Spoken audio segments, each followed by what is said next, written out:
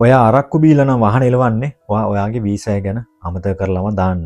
ඉතින් කොහොමද කට්ටියට මට පොඩි විස්තරයක් ආරංචි වුණා. ඒක පොඩ්ඩක් ඔයාලත් එක්ක ෂෙයා කරගන්න කියලා හිතුණා.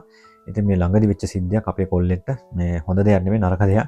ඉතින් මේ කොල්ලා වාහනේ එලවලා තිනවා අරක්කු බීලා. ඉතින් මේ බීලා වෙලාව කියන්නේ මේ කොල්ලයි නරක වෙලාවට ඇක්සිඩන්ට් එකක් වෙලා. ඉතින් පොලිසියෙන් ඇවිල්ලා මෙයාව අල්ලගෙන උසාවි දාලා වෙන්න ඕන දේවල් ඔක්කොම වෙලා.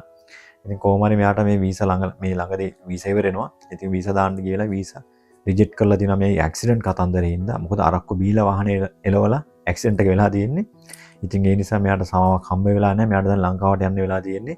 ඉතින් මේ කාරණේ වලත් එක්ක ෂෙයා කරගන්න හිතුනේ විශේෂයෙන් අපේ කොල්ලන්ට අරක්කු බීලා නම් වාහනේ එලවන්න එපා කොල්ලනේ. මොකද ඔයාලා ආපු ගමන එහිමම හකුලගෙන ආපහු යන්න වෙනවා. මෙන්න මේ වගේ සිද්ධි නිසා. මොකද දැන් තියෙන නීති පද්ධතිත් එක්ක ලේසි නෑ. මොකද මෙයාලා ඔක්කොටම ෂොට් එක දෙනවා මේ වගේ කාරණා තිබුණොත්. අනිත් එක තමයි අරක්කු බීලා ඇක්සිඩන්ට් එකක් නොවුණා කියන්නකො.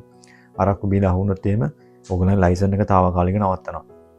දඩ මුදලක් ගෙවන්න වෙනවා. ඉතින් ඉස්සරහට ඔයගොල්ලන්ගේ ප්‍රොෆයිල් එකට හොඳ නැහැ. PR එකක් දාන්න හරි එක්කෝ සිටිසන් එක ඇප්ලයි කරන්න හරි මෙන්න මේ වගේ කාරණාවලදී මේවා ඍජුවම බලපානවා. ඉතින් ඒවා ඔයාලට ඇප්ලයි කරගන්නත් බැරි වෙනවා.